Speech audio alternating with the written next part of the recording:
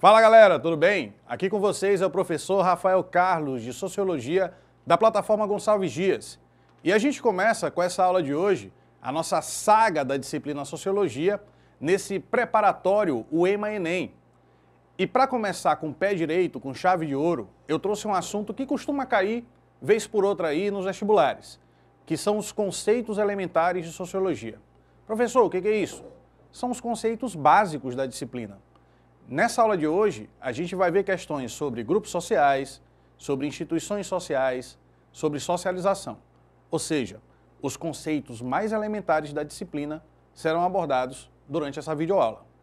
Sem muita conversa, a gente começa logo com a primeira questão, que é uma questão que já foi cobrada no vestibular da UEMA. A questão começa assim, atenção, a sociologia, tradicionalmente, é a ciência que estuda a sociedade. Então isso é a forma mais genérica, mais geral, de dizer o que a sociologia estuda. Se tu perguntar para alguém o que a sociologia estuda, provavelmente a pessoa vai responder, estuda a sociedade. Só que sociedade é um termo muito amplo, muito genérico. Sociedade pode servir para várias coisas diferentes. Se eu tenho, por exemplo, uma parceria empresarial com uma pessoa e essa pessoa é minha sócia, nós temos uma sociedade. Pode ser isso, sociedade. Também pode ser um clube. Existem clubes de futebol na Itália, no Brasil, que são chamados de sociedade, como, por exemplo, a Sociedade Esportiva Palmeiras. Então, sociedade pode ser uma série de coisas. Não existe uma definição absoluta, uma definição, digamos, única, precisa sobre aquilo que é sociedade. Vamos continuar a leitura? Vamos lá. Expressão abstrata, visto que não há uma definição precisa, mas a literatura indica que toda a sociedade, atenção agora, deriva de grupos sociais. Se você estivesse fazendo esse vestibular e tivesse essa questão, você iria começar circulando grupos sociais, que é o critério que a questão apresenta para dizer de onde vêm as sociedades. Sociedades são originadas de grupos sociais. E grupos sociais são um agregado de seres humanos, no qual, primeiro ponto, existem relações específicas entre indivíduos que o compreendem.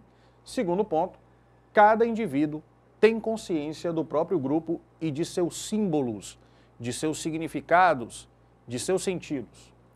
É necessário, portanto, que haja interação e identidade. Aí você circularia novamente interação e identidade entre os membros do grupo. Olha só, nessa leitura inteira do começo da questão, eu pedi para você destacar três coisas: grupos sociais, interação e identidade. Grupos sociais é o tema da questão. Interação e identidade é aquilo que caracteriza os grupos sociais. Lembra disso? Interação e identidade. Agora a gente vai para o comando da pergunta, do comando da questão. O que é comando da questão? É aquilo que a questão está te comandando, está te perguntando de fato, ok? Vamos lá. A pergunta é a seguinte, o tema é grupo social, as características são interação e identidade, mas a pergunta mesmo é o que é um exemplo de grupo social? E como a maioria dos vestibulares, a UEMA te deu 5 opções. Te deu 5 alternativas para você marcar aquela que corresponde a um grupo social. A gente vai analisar cada uma delas para finalmente marcar a opção correta. A letra A diz o seguinte: uma multidão em um domingo na praia seria um grupo social? Atenção, grupo social tem 2 características, você destacou lá no texto: interação e identidade. Aí eu te pergunto, uma multidão na praia, necessariamente existe entre essas pessoas uma interação social? Não. Segundo, uma multidão na praia, existe necessariamente entre essas pessoas uma identidade coletiva? Também não. Então, a letra A não pode ser a nossa alternativa correta. Vamos então para a próxima. Letra B. Pessoas em uma fila de cinema. Muito bom, né? Cinema, bacana, é um programa bem legal. Mas de vez em quando, dependendo do filme, se estiver muito lotada a sessão, você pega uma fila para entrar. Nessa fila que você pega para entrar no cinema, existe necessariamente interação entre as pessoas? Existe o fato de que elas estão indo ver o mesmo filme, mas não existe interação entre elas necessariamente. Você pode ficar lá caladinho na sua, esperando a fila andar até chegar a sua vez de entrar no cinema. Então, o primeiro critério já não tem. Identidade também, não necessariamente. Tirando o fato de que as pessoas estão ali para o mesmo filme, não existe mais nada que transforme essas pessoas em uma identidade coletiva ou em um grupo social. Então, a letra B também não serve como resposta para nós. Vamos para a letra C. Alunos em uma sala de aula. Pensa aí no pessoal da tua sala de aula, no pessoal da tua turma. Existe entre vocês interação? Provavelmente sim. Não, professor, mas eu sou muito calado, muito reservado, não interajo muito com minha turma. Mas durante a maior parte do tempo da semana, você está no mesmo ambiente que eles, assistindo às mesmas aulas, compartilhando o mesmo momento de intervalo, de recreio, de descontração. Então, pelo menos que seja uma mínima interação, vai existir entre você e seus colegas de turma. A interação, ok. Identidade tem? Também tem. Tem a identidade do grupo, da turma, da tua sala.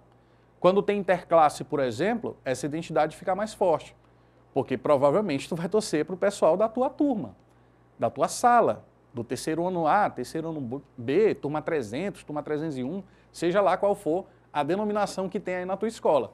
Mas tu vai acabar assimilando e absorvendo essa identidade. Então, tem interação, tem identidade. A letra C poderia ser para nós uma opção nessa pergunta, mas calma, ainda tem duas alternativas. A letra C a gente não descartou, pode ser correta. Letra D. Jovens em um festival de música. Ok. Um festival de música geralmente tem muita gente. Aqueles jovens ali, eles podem ou não podem se conhecer, mas eu acredito que a maioria não se conheça pela quantidade de pessoas de um festival de música. Vamos pegar um festival como exemplo. O Rock in Rio, que é um festival grande. Geralmente tem 100 mil pessoas em cada dia. Não é possível que você conheça 100 mil pessoas. Que você compartilhe com essas 100 mil pessoas um laço de afinidade, de identidade, de afeto. Então, mesmo que haja uma interação momentânea, porque vocês estão curtindo o mesmo festival, vocês foram para ver as mesmas bandas, mas essa interação não tende a ser contínua. Fatalmente, depois do festival, você dificilmente vai reencontrar aquelas pessoas no dia a dia. Então, se existe uma interação, ela é muito pontual. Ela é daquele momento do festival. Ela não é tipo a sala de aula, que dura pelo menos um ano você convivendo com as pessoas, ok? Então, já fica um critério mais longe, mais distante do que foi perguntado. Identidade entre as pessoas no festival de música, tem?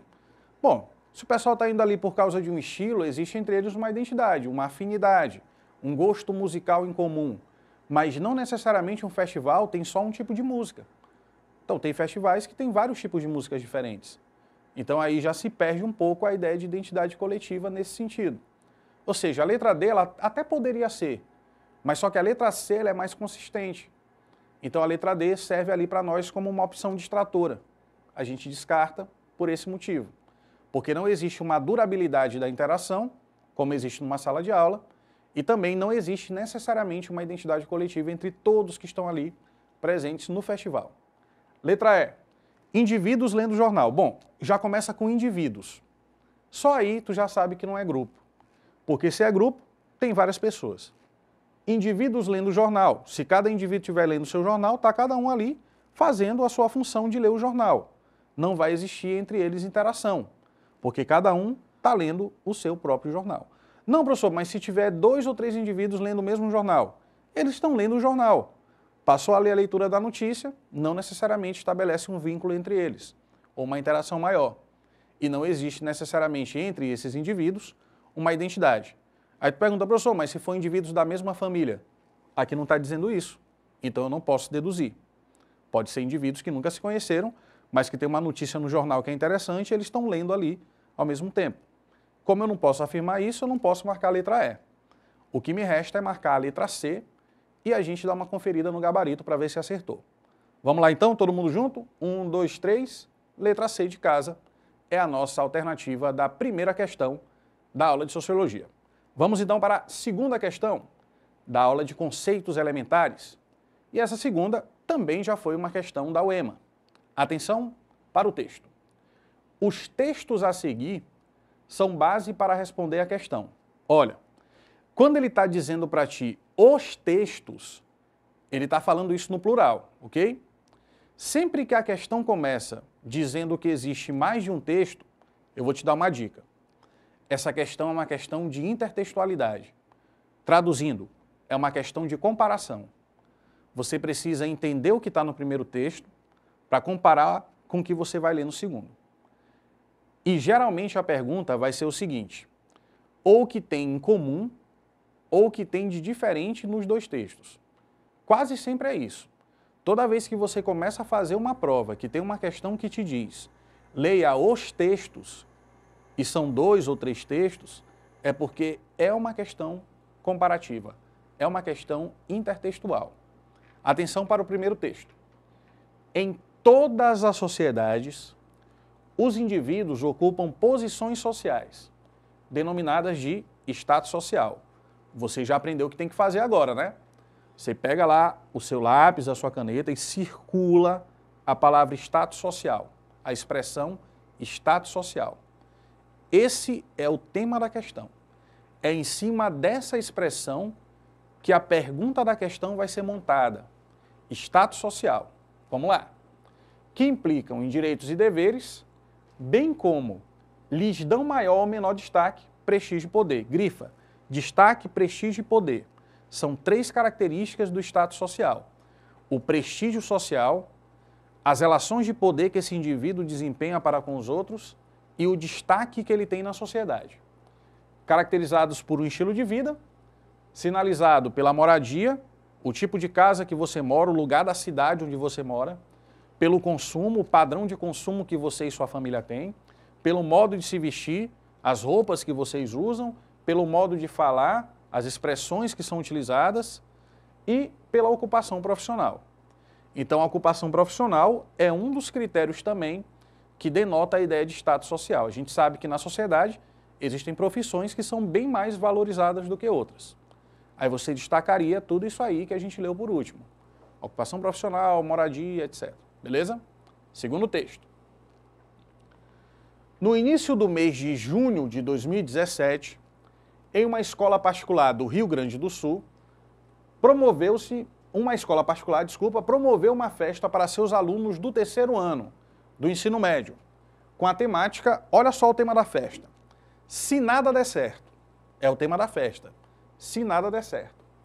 Na referida festa, os alunos se fantasiaram com roupas que faziam referência a determinadas profissões, como faxineiro, mecânico, entregador de jornal, atendente de supermercado e empregadas domésticas, além de fantasias como ladrão e mendigo, como alternativas para os planos originais de carreira, caso não sejam aprovados no vestibular. Percebeu que no texto 1 fala de ocupação profissional como sinônimo de status, e aqui no texto 2 tem uma festa de escola chamada Se Nada Der Certo, que eles se caracterizam de determinadas profissões. Se nada der certo, algumas profissões relacionadas a esse tema, significa dizer que elas não têm prestígio social. Vamos ver a pergunta? A partir da definição de status social, lembra que eu te falei? Status social já está lá no começo, é o tema da questão. Apresentada no primeiro texto, pode-se afirmar que o tema da festa, se nada der certo, retratada no segundo texto, reflete que as ocupações profissionais, destaca de novo, status social e ocupação profissional, apresentam valores diferenciados. Aí a pergunta basicamente é, por que as ocupações profissionais, as profissões, apresentam valores diferenciados na sociedade? Letra A, porque os valores são atribuídos socialmente, levando algumas profissões a serem mais almejadas do que outras. Faz sentido? Faz sentido. Mas calma, é só a letra A. Vamos ver as outras alternativas. Letra B. São determinados culturalmente, ok? Pelas minorias étnicas que se sobressaem quando comparadas com... Não, é que não faz sentido. Minoria étnica que se sobressai quando determinada a outros grupos. Geralmente minoria étnica é uma minoria social também. E se é minoria social, significa dizer que ela não se sobressai. Pelo contrário, ela sofre discriminação, ou sofre preconceito dos grupos majoritários. E a letra B não faz sentido. Descarta a letra B. Letra C. São repassadas naturalmente através do processo de socialização. Olha só, se uma coisa é repassada naturalmente, ela não pode ser pelo processo de socialização, porque naturalmente é aquilo que já existe de forma inata, na própria natureza humana. E socialização é aquilo que a gente aprende. Então já é contraditório. A letra C pode eliminar. Letra D. São defendidos oficialmente pela instituição escolar, implicando numa sociedade mais igualitária. Bom, primeiro que não dá para a gente saber se realmente a escola defende essa postura. É uma festa de terceiro ano, o tema é se nada der certo. Não tem subsídio na questão para afirmar isso. Segundo, mesmo que tivesse, mesmo que a escola fosse a favor, isso não implica numa sociedade mais igualitária. Tratar outras profissões com preconceito não gera igualdade, não faz sentido. Descarta a letra D. Letra E. São produzidos formalmente pela sociedade contemporânea, que desconsidera a história das profissões. Falso. É claro que a história das profissões tem um peso para definir o prestígio de cada profissão na sociedade. A gente marca a letra A, vamos ver se deu certo? Letra A é a nossa opção correta na segunda questão. Terceira questão, caiu na UEMA EAD. Diz assim, o ser humano, apesar de ser um sujeito único, rico em sua individualidade, age e reage de modo muito semelhante a outros indivíduos. E aí tem uma charge maravilhosa, que tem duas pessoas ali acho que uma rede social, alguma coisa assim, batendo papo. Uma delas, tá bem aqui a primeira, né, claramente, diz o seguinte, tem 1,90 m, loiro, olhos azuis, super bronzeado, tipo atlético, solteiro, 30 anos. E claramente isso aqui é mentira, né? Você percebe que não é isso, não está batendo as características que ele está dizendo com as características reais. Aí do outro lado tem uma moça, também uma senhora, que vai falar várias coisas que não batem com suas características reais. Ela diz, eu sou modelo, morena, magra, olhos verdes e minha boca é super sensual. Que tipo de ação e reação está acontecendo aqui? Da ideia de mentira, né? Um indivíduo está mentindo e o outro está mentindo também. Então a ação e reação semelhante seria a ação e reação da mentira, da desonestidade, no caso da charge. Vamos para a pergunta? A compreensão sociológica para a definição e compartilhamento de comportamentos padronizados, como exemplificado na charge, dar-se-á pela análise do processo social denominado de que maneira a gente aprende a agir e reagir socialmente. É isso que está sendo perguntado. Através da aculturação, no qual grupos sociais diferentes, ao entrar em contato, acabam adotando o padrão cultural de outra sociedade. Acho que não tem a ver nem com a charge e nem com o que a gente leu no texto, né? Está muito fora ali do tema. A letra A eu acho que pode dispensar logo. Letra B, uma ficção interétnica, na qual a sociedade nacional estabelece relações com os grupos minoritários, promovendo uma situação de confronto cultural. Confronto cultural também foge do tema da questão. Letra C, socialização, agora sim, no qual são transmitidos os códigos culturais de uma determinada sociedade a seus membros, integrando-os à medida que interiorizam os padrões construídos socialmente. Ok. Socialização, padrões sociais, está tudo tranquilo. Relativização cultural, na qual grupos sociais respeitam o padrão cultural da outra sociedade. Não, a gente está falando aqui de indivíduos da mesma sociedade. Não é o caso da letra D. Letra E, uma representação social, no qual o indivíduo define seu próprio comportamento que pode ser ou não compreendido pelos demais membros da sociedade. Bom, aqui poderia ser, mas a letra A é mais consistente. Ela responde melhor o que está sendo perguntado. A letra E seria uma opção distratora, porque não é bem a representação social propriamente, mas é a socialização, é o aprendizado dos valores e das práticas que são reiteradas e que servem como ação e reação dos indivíduos. Quer ver como vai dar certo? Vamos marcar a letra C, todo mundo junto? Olha só, letra C de casa, a gente mais uma vez acerta a questão e finaliza aqui essa primeira aula sobre conceitos elementares da sociologia. Eu espero te ver mais vezes durante esse preparatório e também confira a aula dos professores de todas as disciplinas, para que você possa se preparar de maneira bem eficaz e consiga a tua aprovação. Então eu fico por aqui, um abraço a todos e até a próxima. Tchau, tchau.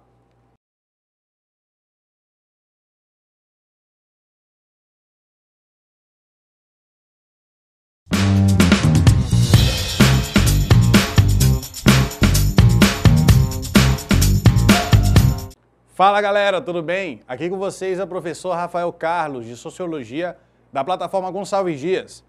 E a gente está aqui na nossa segunda aula de Sociologia do preparatório UEMA-ENEM.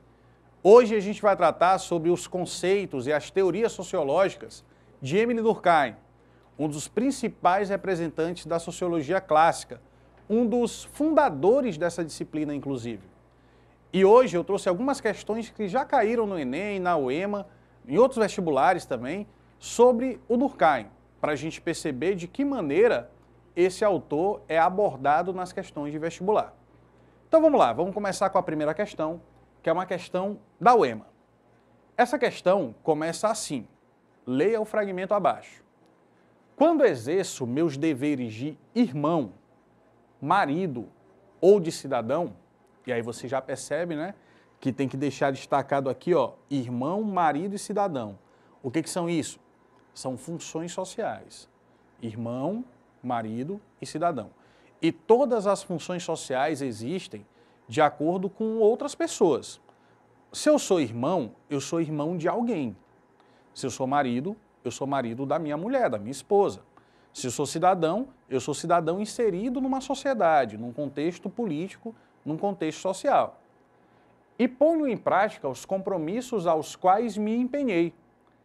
Cumpro obrigações que estão definidas na lei e no costume e que são externas a mim mesmo e às minhas ações. Você vai destacar obrigações, lei, costume e externas. Ou seja, aquilo que a sociedade aprova, acha que é correto, que é adequado, é aquilo que é definido de maneira externa à vontade do indivíduo. O indivíduo pensa assim, mas eu queria fazer só aquilo que eu tenho vontade. A sociedade diz, opa, não pode. Porque existe aqui uma regulamentação para você viver em sociedade. Existem costumes, existem normas, existem leis, que você aprende desde muito cedo, inclusive, daquilo que é permitido e daquilo que é proibido. E isso é uma coisa externa à tua vontade. Não é o que você quer, mas é aquilo que é possível de se fazer. E aí continua.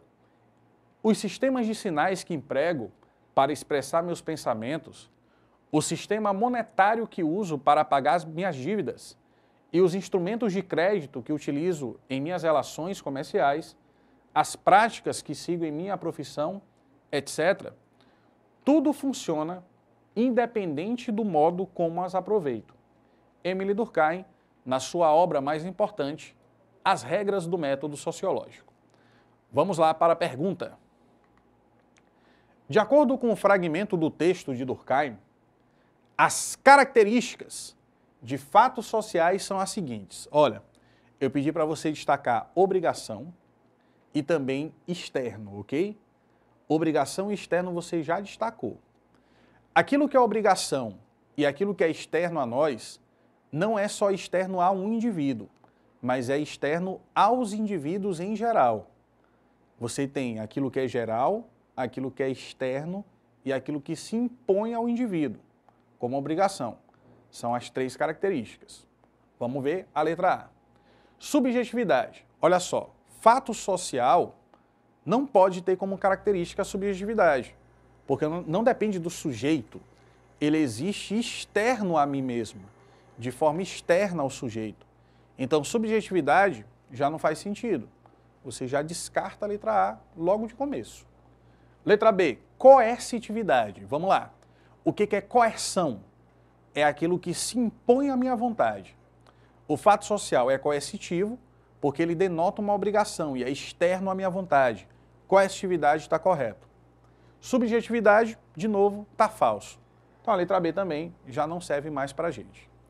Letra C, exterioridade. Uma das palavras que você destacou no texto foi externo. Externo é aquilo que é exterior. Faz sentido. Coercitividade, já vimos que faz sentido também. Generalidade é aquilo que é geral, o comum, ou seja, é um tipo de coisa que serve para todos os indivíduos inseridos numa coletividade. O fato social é assim? É assim. Letra C, está perfeita. Mas calma, tem a D e a E, vamos ver. Letra D, individualidade. Eu te pergunto, como é que o fato social, objeto de conhecimento, de estudo, da sociologia de Durkheim, vai ser uma coisa individual, se o nome dele é fato social? Não faz sentido, né? Indivíduo é uma coisa, social, sociedade é outra coisa. Então você descarta a letra D. A letra E fala de homogeneidade. Homogeneidade é aquilo que é homogêneo, ou seja, não é heterogêneo, não é plural, não é diversificado. Já é uma característica que não tem muito a ver com o fato social, porque a depender da sociedade, ele pode variar. Mas ok, se a gente considera uma mesma sociedade, a gente pode até dizer que alguns fatos sejam homogêneos. Vamos deixar passar. Segundo, individualidade. Aí já está errado. Individualidade não faz sentido pelo mesmo motivo da letra D, porque é um fato social, é objeto de conhecimento da sociologia, então não está direcionado ao indivíduo, mas sim à sociedade. A gente marca sem dúvida nenhuma a letra C e provavelmente a gente vai acertar. Vamos conferir? Letra C é a nossa opção correta. Lembre-se, anota aí, as 3 características do fato social segundo Durkheim são generalidade, exterioridade e coercitividade. Beleza? Você não erra nunca mais isso aí, né? Vamos então para a segunda questão da teoria de Émile Durkheim. E essa aqui caiu no Enem. Lá por volta de 2016, 2017, é uma questão do Enem dessa época, beleza? Tem poucas questões do Enem sobre Émile Durkheim. Por isso que a gente tem que garimpar algumas questões mais teóricas sobre o autor. Mas assim, não cai tanto, mas de vez em quando cai. Então é por isso que a gente tem que estar atento. Está lá no hall de conteúdos de sociologia, é um autor importante, é um dos fundadores da sociologia, então é importante que a gente saiba também a teoria dele, porque vai que aparece nesse vestibular, e aí você vai estar preparado. Ok? Vamos lá. A sociologia ainda não ultrapassou a era das construções e das sínteses filosóficas. Olha só, ele está dizendo que a sociologia ainda não ultrapassou a era das sínteses filosóficas. Traduzindo, a sociologia para Durkheim, naquele momento histórico, estava muito colada com a filosofia, ainda não tinha se desgarrado, ainda não tinha sido ali uma ciência particular, uma ciência independente da filosofia, estava muito próxima ainda, ali no final do século XIX. Em vez de assumir a tarefa de lançar luz sobre uma parcela restrita do campo social, traduzindo isso aí, parcela restrita do campo social, o que é isso? Em vez de definir um objeto de estudo, recortar um objeto de estudo, ela, a sociologia, prefere buscar as brilhantes generalidades, em que todas as questões são levantadas sem que nenhuma seja expressamente tratada. O que ele está dizendo aqui é o seguinte: a sociologia está muito focada em tentar entender a sociedade de maneira muito geral. Só que isso não vai dar certo, porque quando você trabalha com generalidades, dificilmente você se aprofunda em alguma coisa. Então isso não é legal, isso não é um método bacana na visão de Durkheim. Não vai levar a sociologia para um patamar científico, se continuasse dessa forma. E aí continua a dizer o seguinte: não é com exames sumários e por meio de intuições rápidas que se pode chegar a descobrir as leis de uma realidade tão complexa. Que realidade tão complexa seria essa? A própria sociedade.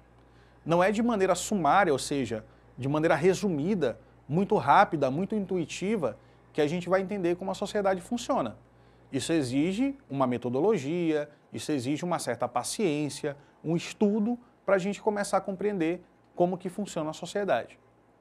Sobretudo, generalizações às vezes tão amplas e tão apressadas não são suscetíveis de nenhum tipo de prova. Aí é a questão empírica, né? A questão científica que a sociologia tanto precisava. A sociologia existia ainda como uma área do conhecimento muito próxima da filosofia, não existia um método científico próprio da sociologia, e por isso que a obra mais importante do Durkheim se chama As Regras do Método Sociológico, porque é o que faltava para a sociologia, uma metodologia, um caminho para o conhecimento, para chegar numa teoria de forma mais segura, a definição de um objeto de conhecimento também, que seria o fato social para o Durkheim. Então ele está criticando esse momento da história da sociologia, onde ela não definiu ainda o que ela vai estudar de fato, não definiu uma metodologia, não se aproximou daquilo que é o ideal científico. O ideal científico ali do que era a física, a biologia, a química, que tem uma metodologia, que chega num resultado que dá para comprovar, que dá para colocar em teste, né, para experimentar. Então é isso que ele está criticando da sociologia. Ela não chegou ainda nesse patamar na visão do Durkheim. Vamos para a pergunta. O texto expressa o esforço de Émile Durkheim em construir uma sociologia com base em quê? De tudo isso que a gente lê no texto, dessa crítica de uma falta de metodologia, de uma falta de visão científica, da filosofia da sociologia ainda está muito ligada à filosofia. Então o que isso expressa? Letra A. A vinculação com a filosofia como saber unificado. Não, aí é o contrário do que a gente leu.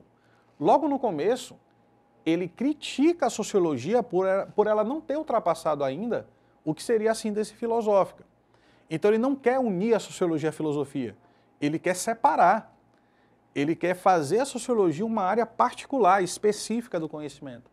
A letra A diz o contrário do que a gente leu no texto.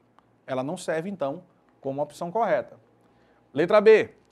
A sociologia de Durkheim tem como base a reunião de percepções intuitivas para demonstração. Olha só, o próprio texto, aqui na primeira, segunda, terceira, quarta, quinta linha, diz que não é com exames sumários e por meio de intuições que se pode chegar a descobrir as leis de uma realidade tão complexa.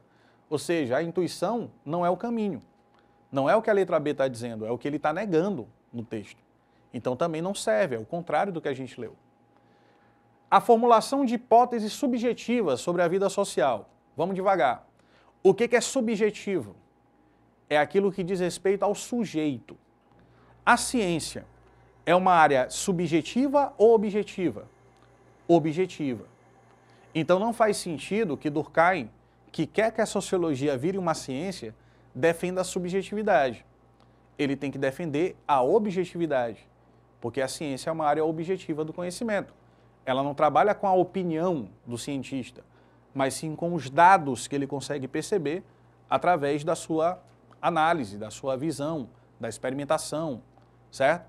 Então a letra C, aliás, C, também não nos serve. Letra D. Adesão aos padrões de investigação típicos das ciências naturais. Quais são as ciências naturais? Física, química, biologia. Elas têm um método científico? Tem. Então, da mesma forma que as ciências naturais têm um método científico de investigação, o Durkheim queria que a sociologia também tivesse. No primeiro momento, a sociologia se aproxima muito, metodologicamente, das ciências naturais. A letra D está tranquila, está correta. Letra E. Incorporação de um conhecimento alimentado pelo engajamento político. Olha, dependendo do autor, faz sentido a letra E. Se fosse, por exemplo, uma questão sobre Karl Marx, o engajamento político é parte também da proposta dele. Ele é mais voltado para essa análise que resulta numa ação prática. Mas só que o Durkheim não. O Durkheim ele tem uma característica mais de neutralidade científica, de objetividade, de realmente querer compreender sem haver necessariamente um engajamento político ou a militância, como chamam também. Então a letra E não serve para Durkheim. Ela serve talvez para outros autores, mas não para o que está sendo perguntado aqui, que é o Émile Durkheim. Então a letra E serve como opção distratora, não é a opção correta. A opção correta é a letra C, a aproximação metódica entre a sociologia e as ciências naturais. Vamos ver? Letra C não, desculpa, a letra D. Letra D, adesão aos padrões de investigação. A letra C estava errada, já tinha excluído a letra C, né? Então esquece. Não é A, B, C nem E. É a letra D de dado. Ó, preste atenção na hora de marcar o gabarito, às vezes dá essa falha, né? Então, para você não perder a questão, é a letra D de dado. Adesão aos padrões de investigação típicos das ciências naturais. É essa que responde corretamente a questão que caiu no Enem. Beleza? Vamos fazer mais uma? Dá tempo ainda? Vamos lá. O EMA, analise os textos 1 e 2 para responder a questão. Texto 1, texto 2. O que eu já te falei? Toda vez que tem questão de intertextualidade, é uma questão comparativa. Você tem que entender o texto 1 para conseguir comparar com o segundo texto e responder corretamente a alternativa. Essa questão é uma questão relativamente recente. Não faz tanto tempo que ela caiu na UEMA, não. Mas é uma questão muito grande também. Então, para a gente não perder tempo, vamos logo para a leitura do texto 1. O texto 1 te dá como referência uma carta da Alcoa, que é uma empresa, tá? E aí diz assim, ó: prezado colega, sua cópia pessoal do Guia de Conduta Comercial da Alcoa encontra-se anexa. Os valores da Alcoa são a base sobre a qual esta empresa foi construída e continua a prosperar. É importante que cada um de nós entendamos e vivamos os valores da Alcoa. Eles orientam, atenção agora, na hora da prova, você destacava isso aqui, ó: orientam nossas interações com os clientes, fornecedores, colegas, acionistas e as comunidades nas quais operamos. Somos uma empresa global, com operações em diferentes ambientes culturais, políticos e econômicos. Em todas as nossas operações, os valores da Alcoa e a nossa integridade continuam sendo o nosso norte. Ou seja, o guia de conduta dá ali um norte, um caminho, um direcionamento para as ações dos funcionários da empresa. Este Código de Conduta Empresarial descreve a responsabilidade da Alcoa e de seus funcionários para com os integrantes da própria empresa, nossos parceiros mundiais e para com nossas comunidades. Ajuda-nos a compreender as responsabilidades que compartilhamos e nos alerta para questões jurídicas e éticas importantes que possam surgir. Este documento não pretende abranger todas as políticas, procedimentos e padrões da Alcoa. Talvez você não encontre aqui todas as respostas que esteja procurando, mas você encontrará exemplos, grifa, exemplos de valores básicos e ilustrativos do modo de atuar escolhido pela Alcoa e do comportamento, grifa também, ações e comportamento esperado de cada funcionário na condução das atividades da empresa. Código de Conduta da Alcoa, texto 1. Texto 2. O que é a etiqueta social? Para entender o que é etiqueta social, deve-se ter em mente que existem situações sociais que requerem comportamentos específicos. Olha a palavra, comportamento, apareceu de novo. Então você já sabe aí mais ou menos o que vai ser perguntado, né? Comportamento, ação, conduta. Basicamente, a etiqueta social é definida como um conjunto de regras de comportamento, grifa de novo, regras de comportamento e boas maneiras a serem seguidas dentro da sociedade e suas respectivas situações. Essas regras são criadas a partir da prática, do bom senso e das tradições, que passam de geração para geração, consolidando-se como padrões de comportamento claros e bem respeitados. De novo, padrões de comportamento. Percebeu aí, né? Dicas de etiqueta para as redes sociais e internet. Não poste fotos chocantes. Ninguém deve ser obrigado a ver fotos de pessoas mortas, animais maltratados ou pessoas mutiladas. Tome cuidado ao curtir fotos assim ou compartilhá-las para não incomodar seus amigos virtuais. Vamos para a pergunta. As grandes empresas estipulam seus códigos de conduta para os funcionários, a exemplo da Alcoa. Por outro lado, a sociedade também estipula uma norma social coletiva, grifa, norma social coletiva, mesmo que não tenha previsão legal, a exemplo das regras de etiqueta do texto 2. As duas situações retratadas no texto 1 e 2 apresentam em comum o fato de se constituírem sociologicamente como o quê? O que sociologicamente o guia de conduta da Alcoa e a etiqueta social têm em comum? Letra A.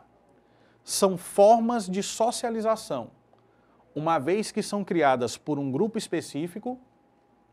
No caso da Alcoa, tudo bem, mas as regras de etiqueta social não são de um grupo específico. Elas são da sociedade, de maneira mais geral, visando a padronização das visões de mundo e das ideologias. Falso. Visando a padronização do comportamento, não da ideologia. Letra B. Letra A descarta. Conjunto de regras organizacionais, na medida em que moldam as estruturas sociais, aspirando à construção de uma sociedade mais tolerante, melhorando a vida de todos. Regra organizacional é o código de conduta, mas a etiqueta social não é uma regra organizacional, são valores coletivos. Então a letra B também, opção distratora. Letra C, mecanismos de controle social, pois objetivam conduzir o conjunto das ações, ação, comportamento, conduta, para limites relativamente previsíveis, possibilitando as interações sociais. Perfeito. Letra C me parece a nossa opção correta. Letra D, uma coleção de papéis sociais. Não, papel social não. Tem a ver com conduta e comportamento, não com papel social. E a letra E fala de instrumentos de ação social, visto que pretende orientar o pensamento de todas as pessoas em o mesmo sentido. Falso. Não é todo mundo pensar da mesma forma, mas é existir um padrão de conduta e de comportamento. Por isso a gente marca a letra, vamos ver aqui direitinho, a letra C de casa. Agora sim, letra C de casa é a nossa opção correta. E a gente termina mais uma aula de Sociologia. Muito obrigado pela atenção de todos e a gente se vê numa próxima videoaula. Tchau, tchau.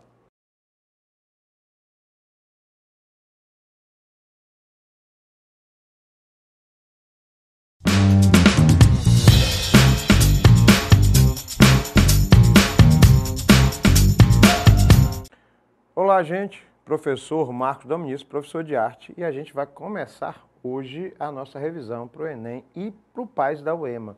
Mas aí alguém pode dizer, professor, não tem arte na UEMA. Bom, não tem oficialmente, né? Porque na hora que a gente começa a analisar, tem questões de arte espalhadas pela área de linguagens, né? A produção textual, que também tem muita referência com a gente, a parte de humanas, sem falar que nós estamos, já falei isso várias vezes, no centenário da Semana de Arte Moderna. Tarsila do Amaral, Oswald de Andrade, Mário de Andrade, entre outros, de Cavalcante, a gente vai ver isso em várias provas de vestibulares pelo Brasil inteiro, inclusive na UEMA. Então é bom a gente fazer sempre essa correlação. Entretanto, hoje nós vamos falar pontualmente sobre pré-história, Grécia e Roma. Então a gente vai fazer um parâmetro bem grande nessas aulas todas e não percam esse material, por gentileza. Até porque isso vai estar na apostila de vocês. Sobre a pré-história, é bom a gente lembrar que, assim como a arte indígena, da qual nós vamos tratar, os pré-históricos, ou as pessoas que viviam na pré-história, não consideram e nem têm o conceito do que é arte. Conceito do que é arte? Boa pergunta. Pois é, corre lá na plataforma Gonçalves Dias e dá uma olhada lá no material sobre o que é arte, conceitos, funções, entre outras coisas. Está uma aula lá bem mastigada. Mais ainda, corram também na parte onde você faz leitura de imagens, não só para a prova de arte, mas para a prova de várias outras disciplinas, porque você tem que olhar a imagem e fazer a interpretação dessas imagens. Sobre a pré-história, o que a gente pode entender? Bom, toda vez que a gente começa a comentar sobre pré-história, eu tenho alguns alunos que gritam: pinturas rupestres. O que são pinturas rupestres? Elas são as primeiras? Elas são as únicas formas de entender? Não. As pinturas rupestres, na verdade, elas tratam literalmente de um registro visual, até porque isso foi feito nas paredes das cavernas, que era uma maneira deste homem pré-histórico comunicar-se. Deixar claro que ele fazia esse processo de comunicação previamente feito como um processo de caçada. Já explicamos sobre isso. Enem 2020. A arte pré-histórica africana foi incontestavelmente um veículo de mensagens pedagógicas e sociais.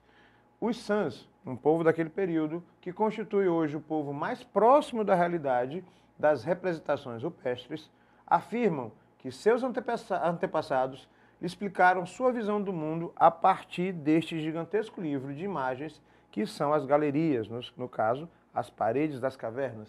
A educação dos povos que desconhecem, a escrita está baseada, sobretudo, na imagem, no som e no audiovisual. Então, quando a gente começa a entender sobre pré-história e vocês começam a falar sobre pinturas rupestres, a gente está falando do registro mais remoto sobre o que o homem fazia nesse período, na pré-história. Então, as pinturas rupestres, elas não são desenhos aleatórios, são processos pontuais com características específicas de comunicação. Como? Se uma pintura de um animal era feita com ele em tamanho menor e o caçador em tamanho maior, deixava claro para quem estivesse nesse processo que aquela figura do animal era menos perigoso ou menos feroz a esse homem. Os caçadores que eram representados em tamanho maior eram caçadores mais habilidosos. Então existe todo um processo de comunicação visual. Por isso, entender de como a linguagem funciona. Vamos à questão. De acordo com o texto, a arte mencionada é importante para os povos que cultivam por colaborar para essa transmissão de saberes acumulados, reforçando aquilo que eu estou falando. Só se tem através de antropologia, através de estudos arqueológicos, noção do que foi feito na pré-história através dessas pinturas que documentaram todas as ações, inclusive de manifestações teatrais daquele período. Ou seja, a arte pré-histórica só ganha essa titulação quando a gente começa a analisar esses processos. Outra coisa, deixar claro que o homem na pré-história ele não morava nas cavernas. A caverna era um local de abrigo provisório, lembra? Ele era nômade, ele só vai se tornar sedentário, ou seja, um local fixo com o surgimento também da arquitetura nesse período, quando você já está ali do período mesolítico para o período neolítico. Na história da arte, o período neolítico marca as construções de grandes estruturas chamadas de megalíticas, cromlechs, domes, menhires. Professor, o que é isso que o senhor está falando? Vá lá na nossa aula sobre história da arte, pontualmente pré-história, na plataforma Gonçalves Dias, dá uma pesquisada, vale muito a pena. Bom, Toca do Salitre, Piauí, nosso vizinho aqui, maravilhoso. Arte urbana, foto do Jake Sim. Qual é a comparação, qual é a referência, perdão, qual é a referência entre as pinturas rupestres de São Raimundo Nonato, que é nosso vizinho aqui no estado do Maranhão, com grafite? A gente pode dizer, de maneira bem simplória, que as primeiras grafitagens da história da humanidade foram feitas nas paredes das cavernas. Então eu posso dizer que o grafite é uma pintura rupestre mais contemporânea. Faz sentido dizer isso? Com certeza.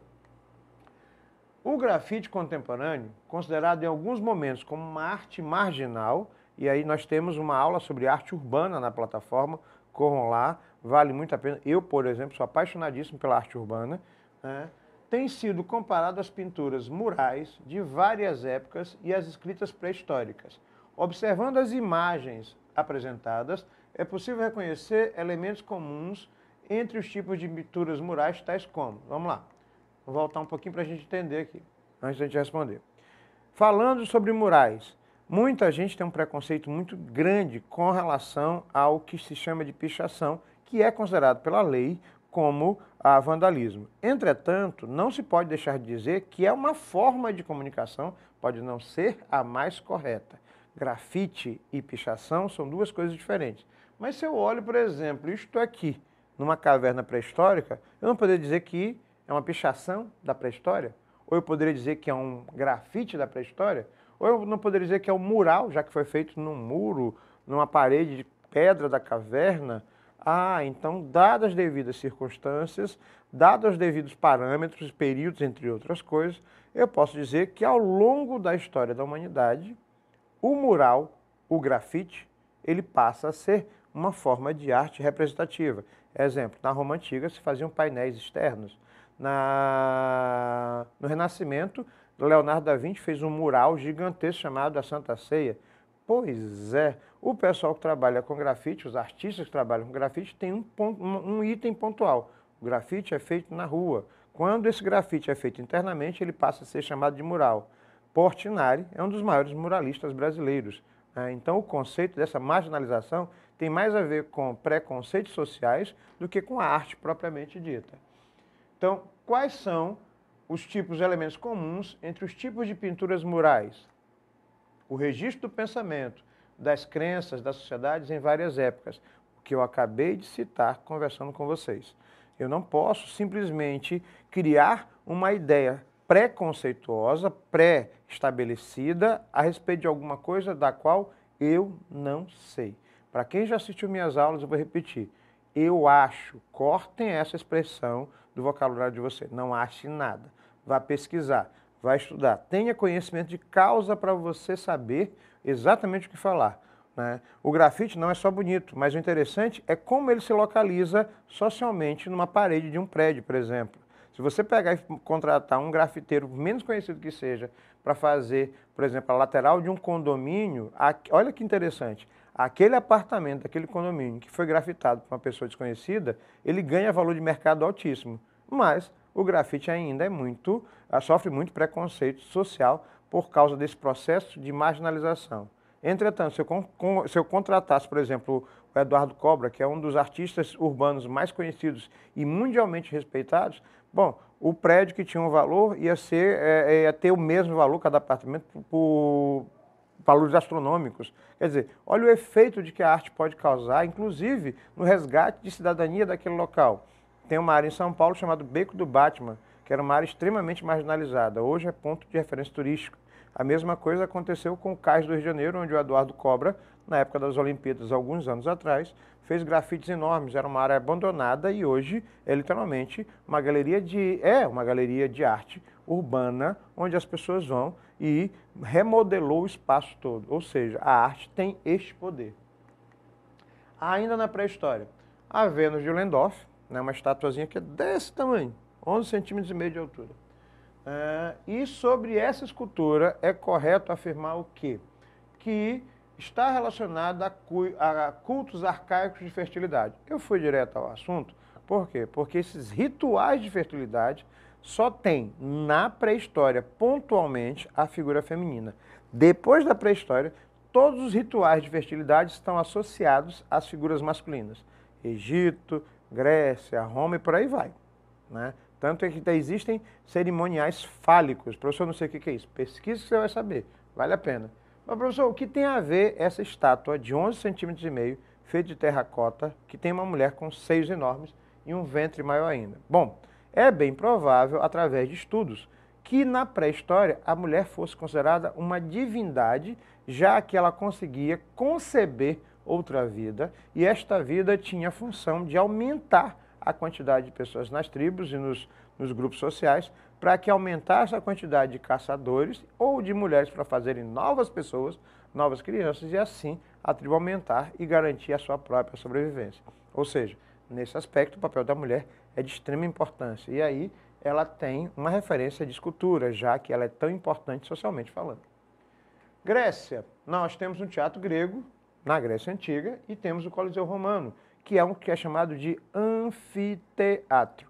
O teatro grego, socialmente falando, tinha a função de receber e apresentar peças teatrais. Já o anfiteatro romano, em particular o Coliseu, tinha outra função. Qual era a função dele? A função era divertimento. Lembra daquela máxima da história sobre a política do pão e circo? Eu não estou falando nem do Brasil, estou falando da Roma Antiga. Pois é, dê diversão ao povo que o povo se cala. Dê comida ao povo que o povo se cala. É mais ou menos aqui. Eram feitos espetáculos teatrais no Coliseu? Não eram bem espetáculos teatrais, eram espetáculos de guerras, de batalhas, onde as pessoas lutavam até a morte entre si ou animais, os famosos gladiadores. Isso é outra história. As duas grandes civilizações da Antiguidade, Grécia e Roma, construíram anfiteatros grandiosos com enorme capacidade para abrigar seus frequentadores. Na Grécia, o anfiteatro de Epidauro, aquele que eu mostrei para vocês, construído em 4 a.C., e o Coliseu, construído em Roma entre 72 e 80 depois de Cristo. São bons exemplos disso. Entretanto, mais do que apenas diferenças arquitetônicas, tais construções exemplificam as diferenças entre essas duas civilizações, considerando essas afirmativas abaixo. Atenção, a Roma Antiga não é uma cópia dos gregos. A Roma Antiga vai absorver parte da cultura grega, que já absorveu parte de outras culturas, inclusive dos egípcios, que é uma civilização bem mais antiga. E tem o Coliseu era, sobretudo, um enorme instrumento de propaganda e difusão da filosofia de toda a civilização romana, que por meio de espetáculos de gladiadores e execuções e jogos voltados para o entretenimento da população, desviava a atenção do povo por problemas sociais e políticos. A gente está com um alarme aqui, mas já vai resolver. Então, quando eu falo sobre isso, tá bem aqui o alarme, vamos lá. Situações comuns. Quando eu falo sobre isso, eu estou falando justamente sobre o fato de que, na Roma Antiga, isso era comum, certo?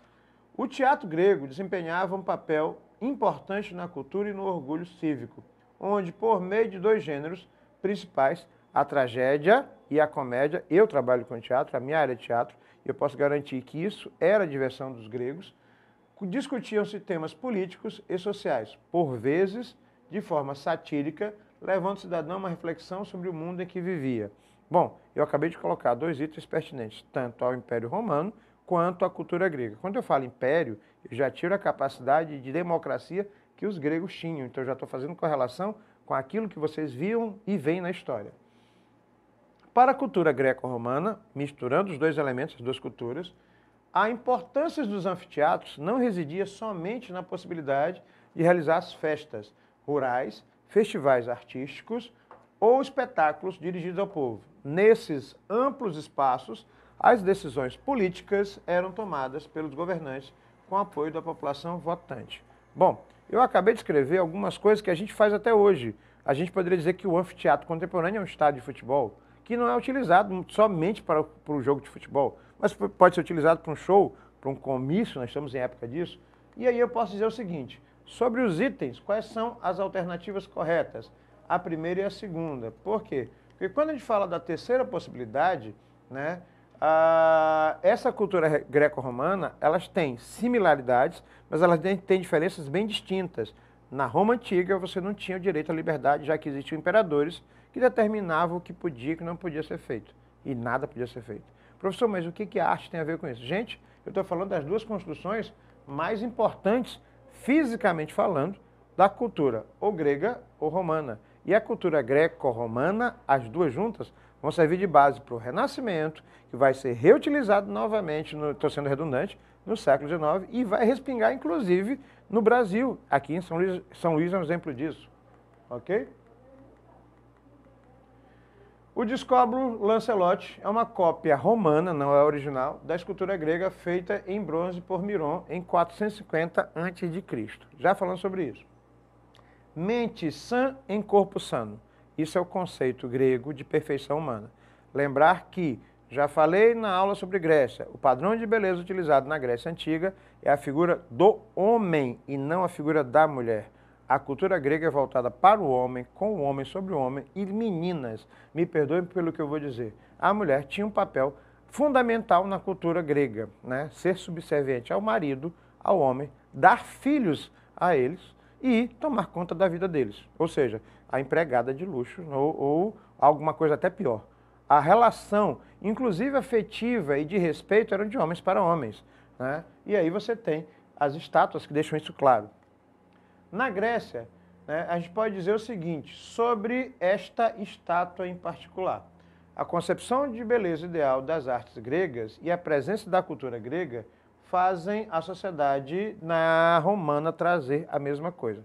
Só que os romanos, eles aumentaram esse leque, né? Saiu só da figura do homem e passou para a figura do imperador. Teve uma mudança muito grande, né? Ainda sobre Grécia.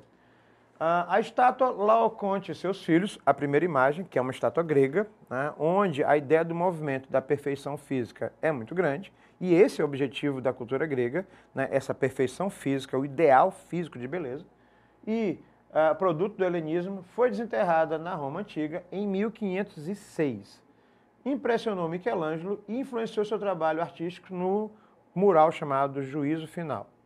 Com base no trabalho de Michelangelo, que é esse aqui, o Juízo Final, só deixar claro que isso aqui em cima é o teto da Capela Sistina, aquele onde você tem os dois dedinhos, Deus criando o homem, entre outras coisas. E se você olhar à distância, vai aumentar a curiosidade de vocês, você vai ver um olho estilizado, né, um nariz e uma espécie de crânio estilizado.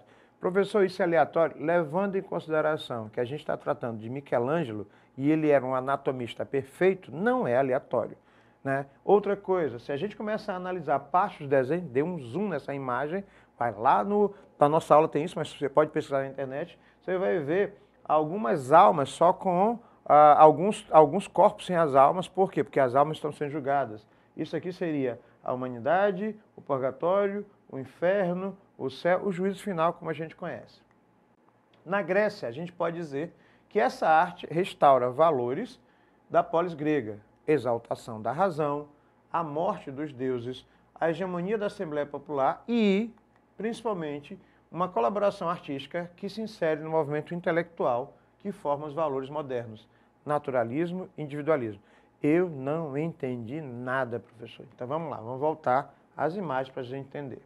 Isso aqui foi feito na Grécia, isso aqui foi feito no Renascimento. O que um tem a ver com o outro, se aí tem mais ou menos 1000 anos de diferença cronológica? Bom, todo o período do Renascimento e o que vem depois é influenciado 1000 anos, estou falando de uma referência, 1000 anos depois pela cultura grega. Adivinhe como? O padrão de beleza que Michelangelo utilizava nas obras dele, o Davi de Michelangelo, aquele de 4 metros de altura, é baseado no padrão de beleza grego. Qual é o padrão de beleza grego?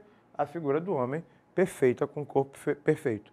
E aí ele vai em busca desta técnica que os gregos e romanos têm, né? O número de ouro, o pi, fi, entre outras coisas, e utiliza essa matemática diretamente na pintura. Então, quando Michelangelo, Leonardo da Vinci ou outros artistas do Renascimento começam a criar, eles não criam para uma inspiração específica.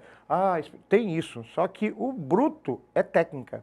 Por causa disso, por exemplo, que algumas questões de arte da prova de matemática da UNB, a Universidade Nacional de Brasília, é pautada justamente nesse quesito de matemática. Tanto é que se você pegar a Santa Ceia e esquadrinhar ela todinha, você vai ver formas geométricas específicas. A própria Mona Lisa, ela cabe dentro de um triângulo, vértice, vértice, vértice, né, que a gente chama de composição piramidal. A gente vai ficando por aqui, tem mais material para se pesquisar, deem uma olhada e façam referência, porque a cultura greco-romana cai pouco no Enem. Entretanto, ela é extremamente importante para o que vem a seguir. Professor Marcos Dominici, professor de arte. Um abraço. Fui!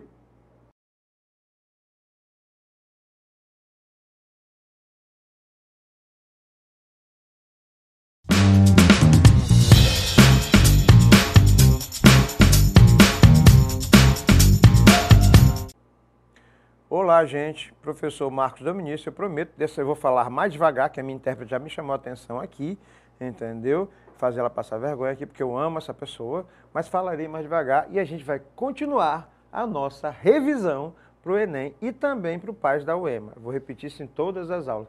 Professor, não cai a arte na UEMA, teu olho, né? Por que eu estou dizendo isso? Porque não tem conteúdo explícito, mas está espalhado na prova de áreas de linguagem de corte e humanas. E repetir, alguns assuntos são pertinentes e não dá para dizer assim, não cai, cai sim. Além do que, a gente tem livros, a gente vai trabalhar com essa interpretação de obras da UEMA que a gente fez ano passado. Esse assunto de hoje é uma complementação da primeira aula. Qual foi a primeira aula? Grécia, Roma e pré-história. Dá uma olhada lá que vale bastante a pena, porque ela serve de base para a gente entender a parte do que a gente chama de modernismo. Modernismo. Professor, modernismo não seria no século XX? Como é que a gente está falando de renascimento? Bom, para a gente entender que o renascimento e o barroco, que é uma consequência natural, eles surgem depois que a Idade Média faz aquele estrago gigantescamente maravilhoso de arte cristã. Arte bizantina, arte gótica, arte românica, arte das catacumbas, religião, igreja, igreja, igreja. Eu falei igreja? Igreja e assim por diante. Então, a arte da Idade Média, mais ou menos 1000 anos, foi só de igreja, igreja, pintura religiosa, igreja, estátua de santo, igreja. Aí vem o Renascimento. O que é o Renascimento? Vamos voltar na aula de história. Antropocentrismo. Eu vou repetir para facilitar. Antropocentrismo. Antropocentrismo significa o homem como centro do universo. Quando eu falo homem, a mulher também. Só que nesse caso, a gente ainda não tem uma mulher presente. Por quê? Porque ainda há um sistema extremamente machista, inclusive no teatro renascentista, aquele de William Shakespeare, onde nem as mulheres podiam participar como atrizes, não existia isso. Mas sempre se tem um jeito. Professor, eu já vi essa obra aqui em algum lugar. Adão e Eva sendo expulsos do paraíso. Coitada de Eva, né? Adão foi porque quis. Eu estou brincando agora que não vou entrar no mérito religioso para arranjar confusão. De qualquer forma, eu quero que vocês analisem esta obra de Michelangelo, que não é uma das tartarugas ninjas, mas dá o nome a ela, e é um pintor do Renascimento, que também é considerado o início do modernismo. Por quê? Porque a Idade Moderna nasce nesse período. Agora que eu entendi. Pois é, não confunda o modernismo com a Semana de Arte Moderna, que é no século XX. Então a gente chama de modernismo, mas para a gente evitar esse tipo de coisa, vamos falar de Renascimento e Barroco. Dois lados da mesma moeda. O que o Renascimento tem, o Barroco tem ao inverso. Ou seja, as características de um são literalmente o oposto da outra.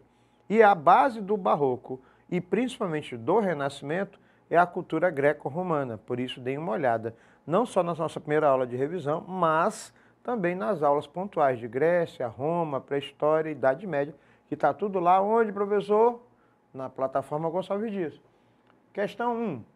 A imagem a seguir, um pedaço do teto da Capela Sistina, Adão e Eva, a serpente aqui e o anjo expulsando os dois do paraíso. A serpente é danadinha e Deus entregou a fruta lá para Eva, né? A maçã. Não vou entrar no mérito da questão, mas essa pintura de Michelangelo, que não era pintor, ela está cheia de mensagens subliminares. Por quê? Ele era um excelente artista e um excelente anatomista. Eu vou já explicar para vocês. Em uma dos setores que faz a estrutura da pintura, você tem na túnica de Deus o pulmão esquerdo, que é justamente de onde ele tira Eva da costela e assim por diante. O pulmão, como assim? Michelangelo foi colocando partes do corpo humano, né, até comentei sobre isso na primeira aula, na pintura. Por quê? Porque ele não tinha onde documentar isso e colocou em objetos e elementos. Ele reproduz detalhes dos afrescos pintados por Michelangelo na Capela Sistina. Sobre a imagem e seu contexto histórico, indique a alternativa correta. Professor, não lembro o que é afresco. Afresco é uma pintura feita em uma superfície de gesso, que é o caso dessa aqui. Então, antes do gesso secar, eu vou lá e aplico a pintura, a tinta, que é a base de ovo, a têmpera, e aí o gesso secando absorve. É uma pintura feita em uma superfície úmida, uma pintura feita em uma superfície fresca, tinta ou pintura a fresco. Deu para lembrar? Isso vai ser utilizado muito para frente. Então, item 1, a gente pode dizer que as passagens do Velho Testamento também aparecem representadas na obra, segundo atesta essa imagem. Aí eu vou voltar um pouquinho para a gente dar uma olhada nisso aqui. Quando ele fez isso aqui, esse teto da Capela Sistina, aquele mesmo que tem os dedinhos, já mostrar para vocês aqui, não era o original. Ele primeiro fez a Santa Ceia toda no teto da capela, foi lá e quebrou o teto todinho e foi embora. Você mandou. O Papa Júlio II, quando foi buscar ele numa marmoraria, numa pedreira de mármore, ele pegou e tacou bengalado na cabeça dele. Parece brincadeira o que eu estou falando, aí ele voltou e começou, ele levou 4 anos para fazer esse teto todinho, quase ficou cego, arranjou confusão, jogava gesso na cabeça dos outros. Pois é, desconstruindo a estrutura desse jeito, parece assim que é uma coisa maravilhosa. Foi trabalho, muito trabalho. Segunda questão. Com base nos conhecimentos sobre a pintura do período do Renascimento, na obra de Sandro Botticelli, Botticelli é um apelido, já explicar para vocês por quê, considere as afirmativas a seguir. Botticelli, que é um apelido que significa barrilzinho, porque ele era baixinho e gordo, é pejorativo, sim, né? Ele pintava com as características próprias, que é uma das vertentes mais importantes do Renascimento e do Barroco. Cada artista tinha sua marca registrada, cada artista tinha o seu estilo próprio.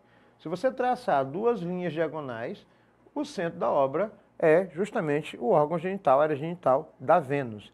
A Vênus, nesse caso, não é uma mulher, é uma divindade. E a Vênus, a deusa do amor, este amor não está relacionado diretamente ao eu te amo, eu não posso ficar sem você, é minha intérprete. A outra, ela está ouvindo aqui rindo, né? Você é a criatura mais linda da minha vida. Esse amor tem a ver com, literalmente, a necessidade de reprodução e desejo sexual. Só por causa disso, tanto é que você tem Eros e Psique, o desejo, e a primavera que já está grávida. É uma leitura bem...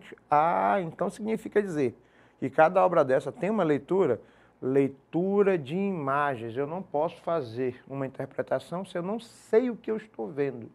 Vou repetir todas as aulas. Eu acho, não ache nada. Você não tem nada que achar. Pesquise, entenda, tenha a base para você discutir, dizer assim, eu sei sobre isso. Então, nesse caso da Vênus de Botticelli e outras pinturas, cada artista tinha um objetivo, uma necessidade e pintar por alguma coisa. Nesse caso, né, contar sobre uma visão mitológica esses elementos. Deixar claro, por exemplo, que a Mona Lisa de Da Vinci, ela é mais fofinha, enquanto a Vênus, para os padrões daquele período, ela é bem mais magrinha. Ou seja, naquela época, o padrão de beleza era o meu, fofinho, gordo, assim por diante. Então a gente pode dizer que há nessa obra renascentista, vamos ler aqui para facilitar, a preocupação com o naturalismo, a proporção e o efeito de profundidade, claro, escuro, e você perceber que tem essa coisa do redondo. Sendo o pintor florentino, Sandro Botticelli, um dos principais representantes do Quatrocento, que é o início da Renascença. Essa obra marca o início da arte moderna na Itália, ao retratar o conflito entre o homem e a natureza, levar em consideração que a gente vem da Idade Média de um pensamento teocêntrico. Lembram de Joana d'Arc, que foi queimada viva, chamada de bruxa, entre outras coisas? Expresso na ação do vento que afeta os principais elementos da composição. Tem sentido isso? Sim. Essa obra tem como temática um episódio mitológico que aborda o nascimento de uma deusa, a Vênus, apresentando a movimentação do ar como um importante elemento para expressar a leveza. Tanto é que ele fala isso e ela não tem sombra, é como se ela estivesse flutuando. E a concha, quando abre, além de fazer a metáfora do órgão genital feminino, do útero também, há o nascimento de uma figura etérea, divina, sobre elementos naturais. Tem toda essa concepção. O Renascimento é um período histórico caracterizado pelo teocentrismo e a obra O Nascimento da Vênus é emblemática por apresentar o sopro divino como temática de composição. Quando ele diz o sopro divino, é como algumas pessoas dizem que alguém nasce hoje no nosso processo cristão de pensamento, né, do nascimento em si. A gente pode dizer que as alternativas corretas são o item 1 e o item 3. Vamos lá. Por que o item 2 não está correto? Essa obra marca o início da arte moderna? Nunca. A arte moderna ou renascimento não se dá através de uma obra, e sim de um conjunto de valores, né? Conhecimento, busca, técnica, retorno aos elementos clássicos greco-romanos, que já falamos em outras aulas. O item 4. O Renascimento é um período histórico caracterizado pelo teocentrismo nunca nesta vida. Ele é completamente antropocêntrico, beleza? Próxima. Lembra que eu falei para vocês sobre a obra de Michelangelo? Olha só, Deus criando o homem, né? Alguns alunos me perguntaram por que o homem está pelado e Deus não. Bom, segundo Michelangelo, o homem nasce nu e ele representa. Isso foi um escândalo. As senhoras da época chamavam, meu Deus, olhei, ele está pelado, e aquela confusão toda na igreja. Já a visão dele de Deus é Zeus, da mitologia grega. E Deus está fitness aí, está bem sarado, faz crossfit e tudo. Só que na hora que a gente brinca sobre isso, eu quero que vocês prestem atenção na mancha ao fundo. É o córtex cerebral, o cérebro cortado na metade com os anjos. Isso é aleatório? Claro que não, é proposital. Então, na hora que ele cria essa imagem, é um estudo anatômico que as pessoas não tinham conhecimento, então ficou dito pelo não dito. Muitos séculos depois é que você vai ter essa noção. Já a obra do primeiro, A Sagrada Família de Rafael Sanzio, segue um padrão geométrico. Alguém está prestando atenção que nós temos um triângulo, é o que a gente chama de composição piramidal. O que seria isso, professor? Vocês lembram quando você tirava foto fazendo biquinho? Pois é, naquela época, né? Um interessante era colocar a pessoa como se fosse um triângulo. A Mona Lisa é isso, mais ou menos isso. Então, para a gente analisar, o retrato, ou seja, retratar uma pessoa, seja em escultura ou seja em pintura, no interior do estado do Maranhão, e os avós de vocês, os bisavós, dizem assim, ei menino, bate um retrato aí. Pois é, bater o retrato ou retratar a pessoa, nesse caso seria fotografar. A fotografia não existe no Renascimento. Então, qual é o recurso que eu tenho? Uma pintura ou uma escultura? Deixar claro que só quem tivesse muito dinheiro é que pagava para ser pintado, né? Pobre só se o artista tivesse inspirado, vou pintar os pobres, ei, vamos lá. É a mesma coisa de hoje, só que mudou só a época e alguns valores. O retrato sempre foi usado como forma de expressar ou de autoexpressar. Autoexpressar tem uma palavrinha que vocês usam muito, selfie. Valores sociais, pessoais, políticos, entre outros. A fotografia tomou o lugar dos antigos retratos. E como tudo na história da arte, segue uma tendência e padrões. Observando as imagens que eu mostrei antes, a de Rafael Sanzio, a pintura triangular, e a de Michelangelo, Rafael e Michelangelo, que dão nome às tartarugas ninjas, antes que alguém pergunte ou fale, a gente pode dizer que as técnicas foram composição piramidal e afresco, justamente aquela que eu falei anteriormente. A pintura representa, quarta questão, a pintura representa o martírio de Cristo e os seguintes princípios culturais do Renascimento italiano. Bom, isso aqui é bom para a gente entender como a arte da Itália e do Renascimento se desenvolveu. Essa obra é de um artista chamado Andrea Mantegna. O professor nunca ouviu falar dele, mas já vi essa pintura várias vezes. A Lamentação sobre o Corpo de Cristo Morto. Eu até estava comentando. A aula que eu tinha mais dificuldade na universidade era desenhar mão e pé. Gente, quem é desenhista sabe o que eu estou falando. Desenhar em mão e pé é mais fácil de botar o contorno. É um inferno na vida da pessoa. e desenhar desta maneira, onde o ângulo de visão seja completamente, é uma das coisas mais complicadas. Ou seja, isso é inspiração? Não, isso é técnica e observação. Por incrível que pareça, é matemática pura, ângulo de visão, entre outras coisas. É a mesma coisa que você fotografar alguém com determinados ângulos. A foto muda completamente. No Renascimento, a gente pode dizer que a disposição da figura de Cristo em perspectiva geométrica e o conteúdo realista da composição. Perspectiva geométrica, matemática e técnica. Por incrível que pareça, qualquer pessoa pode aprender. Exercício, entender as linhas de composição e fazer. Não tem só a ver com a inspiração e o saber desenhar, por mais incrível que pareça. Aí eu posso dizer para vocês, professor, eu poderia aprender a desenhar? Qualquer pessoa aprende a desenhar. Tem alguns que vão mais rápido, o resto é exercício, trabalho, esforço e basicamente técnica. Barroco. Professor, qual a diferença do barroco para o Renascimento? Vamos lá. Barroco, de um lado, Renascimento do outro.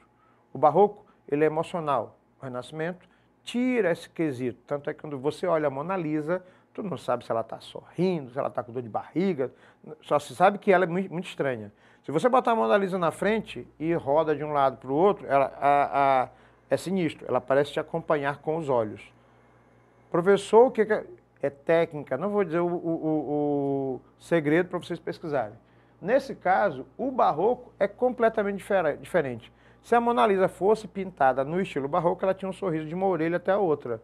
Por quê? Porque ele é emocional, ele é exagerado, ele é dramático. O objetivo do barroco é impressionar. Entre os artistas do barroco italiano, Bernini, que fez essa obra, sem dúvida é um dos mais importantes e completos, pois foi arquiteto, urbanista, escultor, decorador, pintor e ainda dava aulas. E a obra que a gente está falando tem como característica principal a seguinte situação. Nome da obra: Êxtase de Santa Teresa. Um anjo segura uma flecha e essa flecha vai chegar ao coração da Santa Teresa. Ao mesmo tempo que ela sente dor, ela sente prazer. Isso é muito estranho, professor. Tem uma dualidade de interpretação, quase com cunho sexual, não. Tem cunho sexual sim, só que demorou muitos séculos para você entender isso. O próprio título, êxtase, já dá essa sensação. Então eu posso dizer que o rosto e os gestos da personagem evidenciam fortes emoções e é muito dramático. Na hora que você der um zoom na cara da santa, a gente fica assim meio, professor, eu já vi alguns alunos fazendo isso. Você não tem que pensar de maneira infantil e pudorada, ou cheia de pudores, porque, na verdade, o artista, ele coloca isso, só que você demora a entender por quê? Porque o barroco é um período de grande discussão. Aquilo que a igreja permite, aquilo que eu quero fazer, aquilo que a igreja não deixa, aquilo que eu vou fazer sem ela saber, agora faz sentido. Ainda nessa linha, você tem dois ganchos do barroco europeu. O barroco na Itália, que é o centro da religião cristã, católica, e a gente pode dizer que o barroco, depois da Contra-Reforma, que acontece ali entre Renascimento e Barroco, a gente pode dizer que o barroco é uma forma muito grande de marketing. Como é que eu vou trazer gente de volta para a Igreja Católica? Igrejas barrocas, imagens de pinturas barrocas, quadros barrocos, pintores ligados diretamente à igreja, a igreja que pagava os artistas, escultura, estátua, tudo ligado à religião. Tanto é que o barroco é o primeiro estilo de arte que vem da Europa, que chega no Brasil. Tem uma figura que vocês conhecem bem, chamado Antônio Francisco Lisboa. Antônio Francisco Lisboa. Quem é ele, professor? Aleijadinho.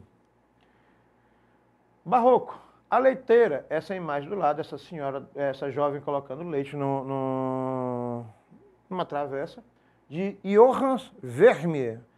Vou facilitar. Vermeer é uma das obras-primas da pintura holandesa do século XVII, que gradativamente define um estilo próprio, representando como um austero realismo cenas familiares, paisagens urbanas, situações da vida cotidiana, retrato de pessoas comuns. A vida urbana é um comercial e o cenário, dessa forma, é uma representação do mundo, que caracteriza a cristalização de uma cultura burguesa. Chegamos já nisso. Das características a seguir, assinale aquela que não define ou não se aplica à cultura burguesa para a gente entender como é que funcionava essa pintura. Vamos novamente. O Renascimento é o retorno ao que os gregos e romanos fizeram. O Barroco, ele é literalmente um período de oposição ao Renascimento. Então, o que um tem, o outro tem. Só que o Barroco também é uma forma de restaurar valores católicos, ou seja, eu vou reforçar os dogmas da igreja. Quando Martinho Lutero, aquele que vocês já leram várias vezes na história, ele racha a igreja cristã entre católicos de um lado, protestantes do outro, adivinha para onde vai o dinheiro todinho com os protestantes. E esses protestantes, eles estão longe, literalmente, da região central, que é a Itália. Ou seja, os pintores que pintavam para eles, pintavam temas que não eram ligados à igreja. Gente fazendo isso aqui. Então a gente pode dizer que, nesse caso, a estética barroca não italiana, ela é caracterizada por uma representação de um mundo saturado, né, e excesso de movimentos. Por quê? Porque eu vou trabalhar com gente trabalhando, paisagens, um ambiente mais, como é o caso do Rembrandt, um ambiente mais sombrio, entre outras coisas. O barroco, ele vai trabalhar na Europa de duas maneiras. Um, basicamente religioso, o outro, basicamente livre, e a serviço dessa nova burguesia, dessa nova riqueza.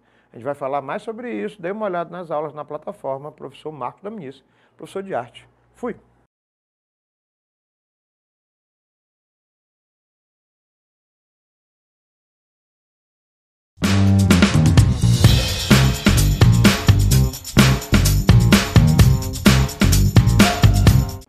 Hello everybody, I'm Teacher Michele. Olá pessoal, sou a professora Michele. Sejam bem-vindos ao curso preparatório Paz UEMA e Enem.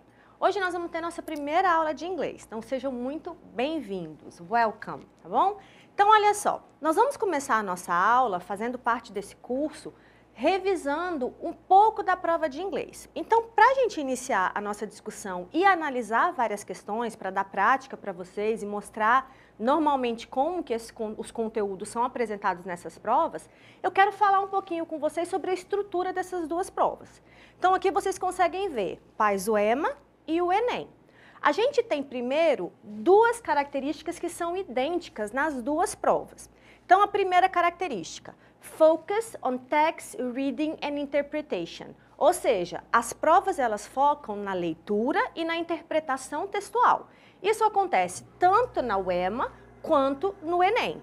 Aí nós vamos ter tanto a compreensão geral, que é a General Comprehension, e vamos ter a específica. O Enem trabalha com interpretações mais globais. Você dá uma analisada no texto de maneira geral, o assunto, as características e etc. Já o vestibular da UEMA, ele direciona um pouco mais, é uma coisa um pouco mais específica. E a gente vai analisar questões e vocês vão poder perceber essa diferença. Outra coisa que é comum nas duas provas é Varied Textual Genres, ou seja, gêneros textuais variados. Então, é comum nós identificarmos na prova diferentes tipos de texto. Então, nós vamos ter, por exemplo, os textos informativos, que no Enem são predominantes, as notícias, por exemplo, ou os artigos de jornais. Nós vamos ter os quadrinhos ou cartoons, que são aqueles textos que trazem imagens, anúncios, poemas, canções. O vestibular da UEMA, ele traz também receita, ele já trouxe mapa. Então, a gente tem diferentes tipos de texto para serem interpretados. Tá? Agora, vamos ver algumas diferenças entre as duas provas. Tá? Então, por exemplo, o tipo de questão é o mesmo, multiple choice, são questões de múltipla escolha. Tá? Isso é básico para as duas. O que a gente vai ter de diferença é que o Enem tem um padrão já estabelecido ao longo dos anos, que são 5 questões de língua estrangeira. O vestibular da UEMA, ele também seguiu esse padrão de ter 5 questões, com exceção do Paz UEMA do ano de 2020, depois que teve esse ápice da pandemia.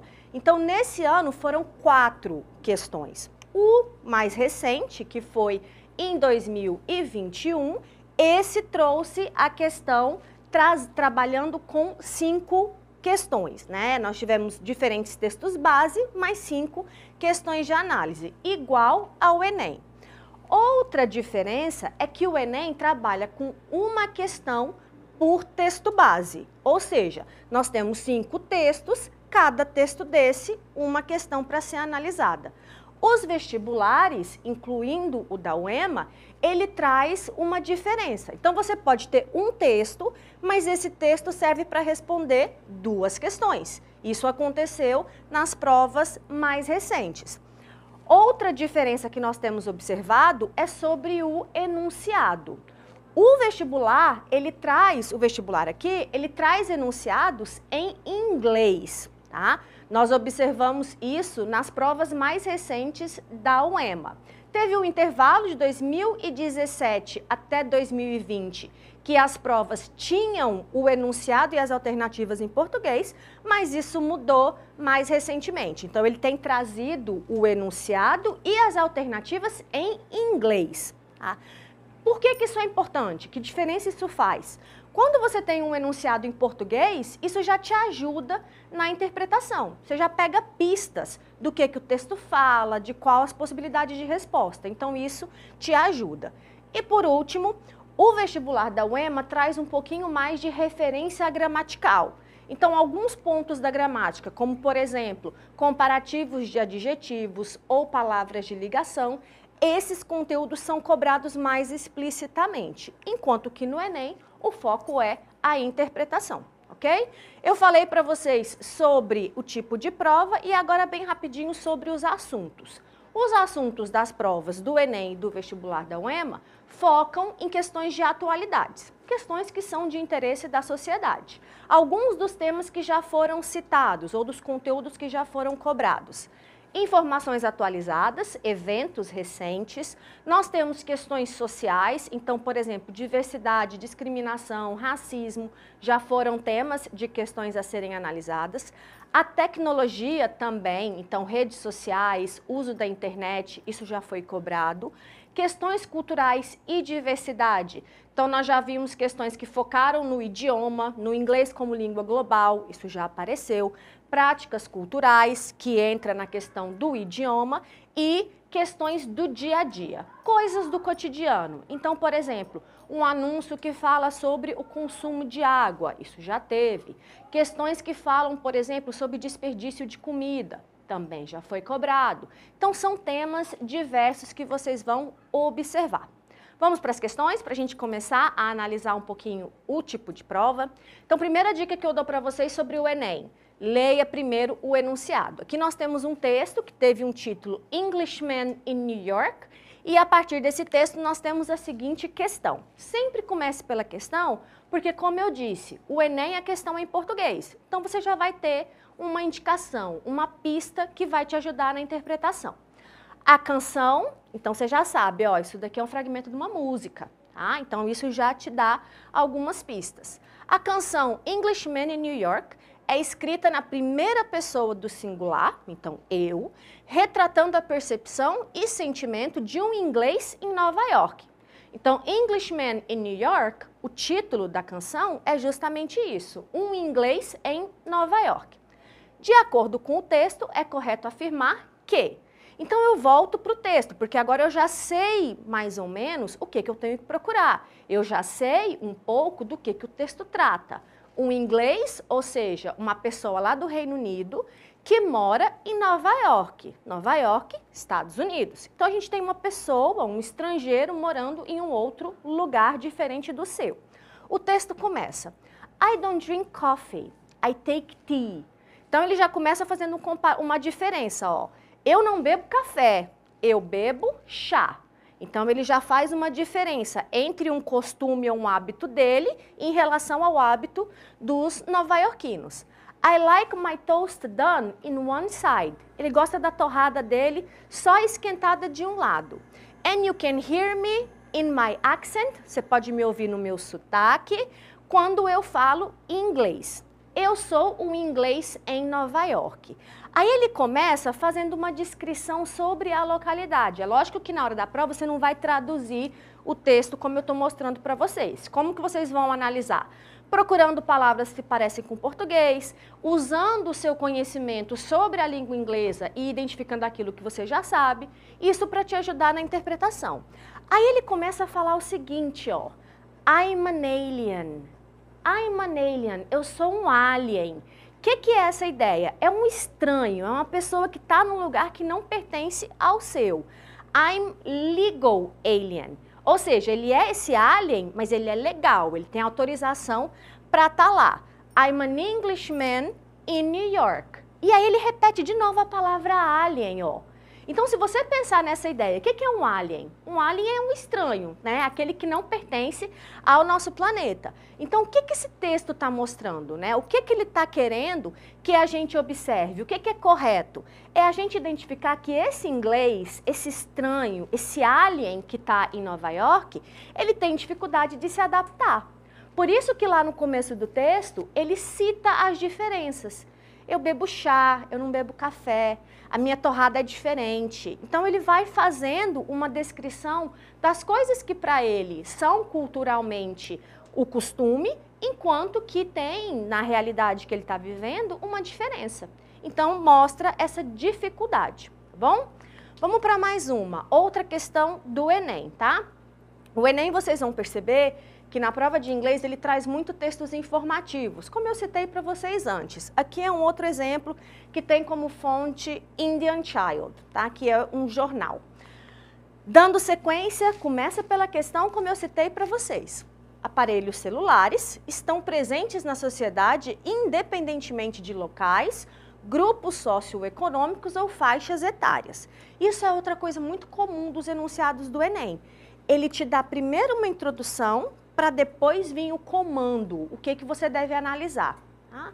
Então, aqui ele já te deu o assunto. O texto está falando de celular e ele fala desse celular considerando essa presença no nosso dia a dia, no contexto da sociedade.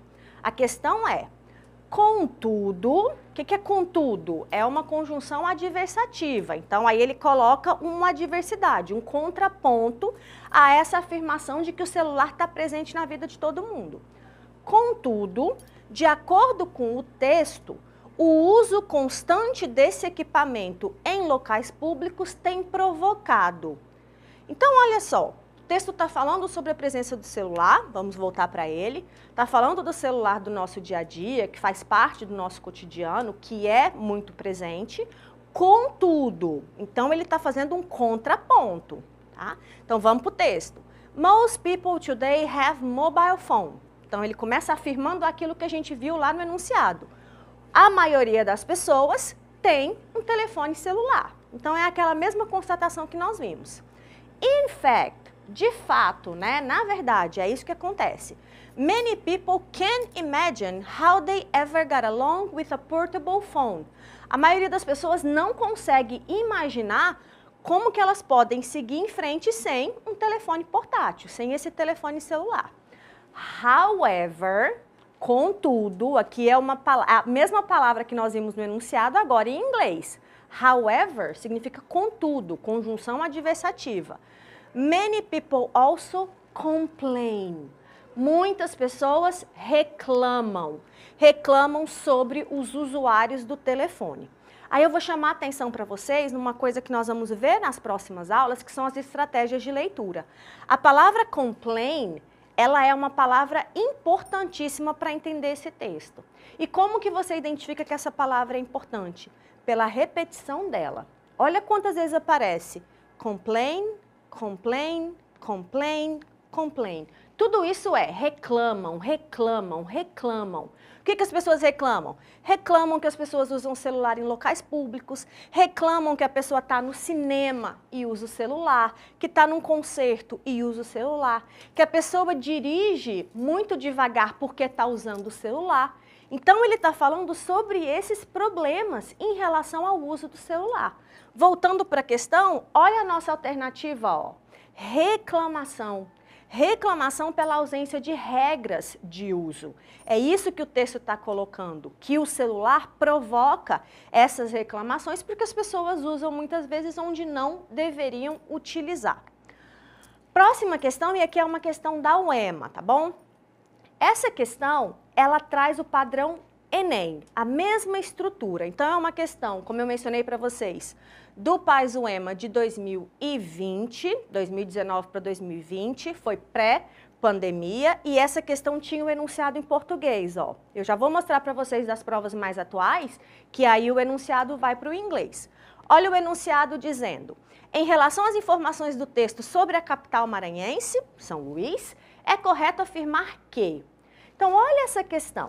Essa questão fala de um assunto que você conhece. Ela fala sobre São Luís, cidade em que a maioria de vocês que está acompanhando essa aula provavelmente é ou está. Então, nesse caso, a gente tem uma informação falando sobre um conteúdo que você tem conhecimento prévio. Conhecimento prévio é muito importante. Ele pode te ajudar bastante na interpretação, mas a gente tem que tomar cuidado, porque às vezes o conhecimento prévio apenas, ele pode nos atrapalhar. Então é importante que você use o seu conhecimento prévio em consonância, combinando com o que está no texto, tá bom? Então olha só, as alternativas que eu tenho. Entrou em declínio por causa do fim da exportação de açúcar e de algodão em 1644. Teve sua arquitetura reconhecida como patrimônio mundial desde o século XIX, foi fundada pelos franceses em 1612, mas a posse só foi reconhecida pela coroa portuguesa em 1644, recebeu no começo dos anos 70 investimentos da Unesco para a preservação do centro histórico, ou foi incorporada aos domínios da coroa portuguesa definitivamente em 1644. O que eu chamo a atenção para vocês? Pelas alternativas. Olhem elementos que chamam a atenção, que é o que a gente chama de elemento tipográfico. Por exemplo, as datas. Nessas 5 alternativas, 3 destacaram o ano de 1644. Então, é interessante você ir lá no texto e procurar o que tem a ver, o que está falando de 1644, porque isso pode ser uma pista para mim. Então, eu tenho aqui, ó, em 1644, the city finally settled under Portuguese rule. Então, em 1644, a cidade finalmente foi estabelecida como parte dos portugueses, né? Que foi aquele período que eles observam também esse ponto de exportação de açúcar e de algodão, sugar and cotton. Tá? Então, ele está falando sobre essa questão da coroa portuguesa, tá bom? Voltando para as alternativas. Anos 70. O que está falando dos anos 70? Anos 70 eu tenho no texto aqui. No final dos anos 70, the state government began investing in preserving the city historic center. Em 1970, o governo estadual começou a investir. Não foi a Unesco que investiu. Então, não é a letra D. A letra A, declínio, não aconteceu, foi justamente o contrário. Lembra que eu mostrei para vocês? A arquitetura é reconhecida como patrimônio mundial no século XIX. Opa, mostrei a resposta já. Século XIX, o que a gente tem? Já vou voltar lá. A questão do centro histórico como patrimônio da Unesco, a gente teve em 97. 1997 já é século XX. Então, como vocês viram, a resposta correta é a letra E, justamente porque está falando sobre essa questão de ter sido definitivamente incorporada à coroa portuguesa. O que eu tenho para me associar com o definitivamente? A palavra finally. Finally significa finalmente. Finalmente e definitivamente são sinônimos. A UEMA traz muito a sinonímia, tá? Então, muita gente nessa época aqui marcou a letra C. Por que a letra C? Porque está falando dos franceses, ó. Isso é uma característica muito destacada aqui em São Luís, que é a capital do Brasil, que teve essa influência, que foi fundada pelos franceses. Então, isso é muito batido aqui no Maranhão. Agora, o que a gente observa nessa informação? Que além dele citar isso, ele coloca um mas. Cuidado com isso, tá? Quando você tem uma conjunção adversativa que muda o sentido da afirmação anterior, isso pode ser uma pegadinha. Então, essa parte da fundação pelos franceses está certa, mas essa parte do reconhecimento não, tá bom? Então, atenção para isso. Outra questão da UEMA, e essa aqui foi das provas mais recentes. O que eu quero destacar com vocês agora? As últimas provas da UEMA de inglês têm trazido textos muito extensos. Textos enormes, que muitas vezes assustam o candidato. Não se preocupe com isso, tá? O tamanho do texto não quer dizer que você vai perder mais tempo, que você não vai conseguir fazer. O importante é analise o comando da questão. Veja o que a questão quer de você para você voltar para o enunciado e voltar para o texto fazendo uma leitura direcionada. Tá? Então, o texto fala sobre low context versus high context cultures. O texto fala de culturas de alto contexto ou baixo contexto. Falando dessa questão de cultura de massa ou cultura popular e a alta cultura, né? Que você chamou a cultura erudita. Vou mostrar para vocês, mas não se preocupe, a gente não vai ler esse texto todo. Começa por aqui, aí a gente tem aqui, aqui, aqui, chegamos no final do texto. Então, perceba que se você estivesse lendo todos esses parágrafos, você não ia ter tempo de resolver o restante da prova. Olha o enunciado, só isso aqui. The traits of a person who's grown up in a low country is. Está falando sobre os traços, né, de uma pessoa que cresceu em um contexto cultural ou um contexto de cultura baixa desse tipo de país, ou países que têm esse tipo de cultura, Então, que tipo de característica? Ou seja, para você responder, você vai ter que procurar no texto. Onde é que está falando de low context culture? Então, se eu voltar aqui, eu encontro bem no segundo parágrafo, ó. Aí eu tenho low context culture people, que são as pessoas que estão lá no enunciado, are expected to direct and say what they mean.